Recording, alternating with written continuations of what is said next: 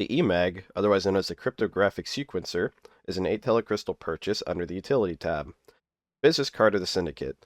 This sequencer is able to break open airlocks and tamper with a variety of station devices, recharges automatically. Cost 8 telecrystals again, and it can be purchased by nuclear operatives and Syndicate agents.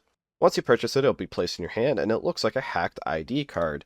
If you shift click it, it'll say there are 3 charges remaining. They're all in one hacking solution, the Thinking Man's Lockpick, the iconic EMAG. It is at maximum charges. So the most simple use of the EMAG is that it can hack open any ID locked door, locker, you name it. So this is the captain's locker. Obviously I can't open it. I don't even have an ID. If I just left click it with the EMAG, there's the only sound that it makes for the locker is it unlocking, and it will take a charge. Every 90 seconds, you'll get a charge back, so theoretically you could hack every single door in the station if enough time passed, but obviously that's unreasonable. But what it does is it makes it so that it completely breaks the accesses on this locker. That means anyone, even with no ID, can open it and it can't be locked again. This also works on airlocks. This is a captain's airlock. If I EMAG it open, what it does is it destroys all the accesses on the door, it opens it, and it bolts it open. So in order to fix the accesses on this door, it must be dismantled, and then a CE or a hop can reconfigure the access, but yet again, a little out of scope. Either way, all you need to know is that the EMAG will open up a door and keep it open until somebody fixes it. So if you're using this on a door to space, be very careful, because you will keep the door open and you may kill yourself with it. The EMAG has many, many other uses. The EMAG is also a small object, meaning that you can put it in a pocket, you can put it in a backpack, you can put it in a storage implant.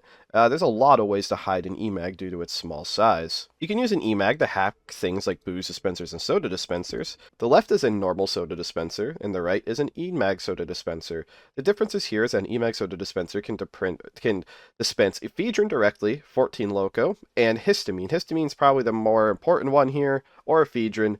But 14 loco is not hard to make, so you don't really save much here. Click on the left. The left is an EMAG booze dispenser, and the right is non.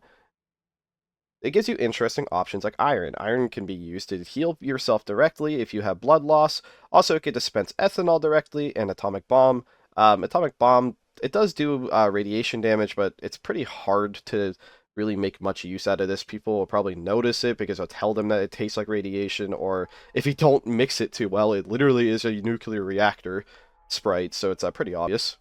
On the left, we have a hacked chemical dispenser, and the major differences here is you get things like toxin directly, ultravasculine, and epinephrine. So, if anything, epinephrine's arguably more useful for non-intags, but you also get things like napalm, and napalm and toxin definitely have some interesting capabilities here. I'm not going to spend too much time on it. It is definitely up to you to figure out how to make use of this. EMAGing the common vendors doesn't have too much of a benefit. EMAGing robust soft drinks machines gives you 2 blood red brew cans, which do have stimulants in them, but it also is atomic. It's also the atomic drink, which does damage to you, so you got to be careful with that. Funnily enough, EMAGing the Get More Chocolate core gives you 3 Cindy cakes. Again, that's just for fun. EMAGing a Solar's Best Hot Drinks gives you 2 cups of nothing, and nothing does pretty much nothing. And EMAGing a Shady Cigs gives you a pack of Interdyne Herbals packet, which that is actually a 2 telecrystal purchase, so if you EMAG 1 or 2 of these, you can basically get your TC back in healing smokes. Again, the smokes aren't all that useful on their own. So a hacked Autodrobe gives you the Sexy Clown Mask and Mime Mask, but it also gives you Samurai armor. It's not amazing armor, but it's something for adding on to the EMAG's value. The Chem Bender gets 1 bottle of Toxin. The Happy Honk Dispenser gets a Woeful Clune meal and a Robust Nuki meal. I don't know if anything's ever that exciting in these other than gag items. I think the Robust Nuki meal can sometimes, like 1 in a million or something, can have a C4, so don't really gamble on that. The Law Drobe has a Cyber Sun pen in it, ironically enough. The Janny Drobe has janitorial maid outfits and one with a mini skirt. The Mega Seed Servitor gives you 1 packet of Fly Amanita spores. The Munkin Donuts comes with 1 poison donut. The Piety Ven has probably the most. It comes with Scarce, the Necronomicon, a free Necronomicon, so you can summon a Cerberus, and an Acolyte armor. Acolyte armor is incredibly powerful. It is identical to the Captain's armor, so you are basically taking 50% reduced damage, almost all combat damage. Piercing's only 40, and no explosive. But it does slow you 10%. but it looks very cool, and most people don't really care if you wear this on LRP. MRP is probably different.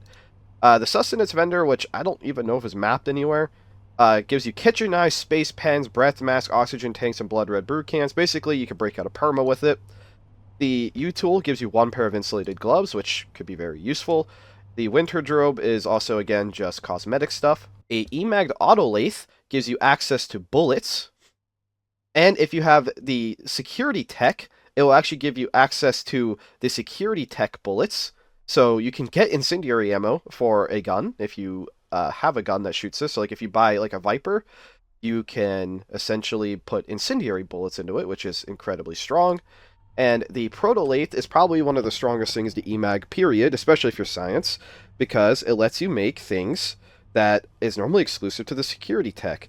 So you can't make stun batons, but if you were to research like the advanced laser pistol, so a scientist who researched the security tech, EMAG's a proto lathe, you can now make a taser if you finish that, which is a one-shot stun, or you can make free frag grenades as long as you have the materials. The explosive payload is basically the same as the Syndicate frag grenade. Or you can make, I mean, you can see the options. You can make basically the Captain's laser pistol, which is fairly cheap for what it is. Or you can even make things like the X-ray cannon, which has very, very hard to heal damage types. And yeah, I mean, you get the picture here. You can make infinite TC of weapons as long as you have the materials. Before you EMAG the proto lathe, though, I would definitely make sure you have the materials to make it. That way you make it less obvious that you EMAG'd it. Also, you could just take apart the proto lathe once you're done with this, so you can hide the evidence that you ever EMAG'd it. So once you make your taser, once you make your grenades, once you make your guns, take it apart. That way no one will be the wiser.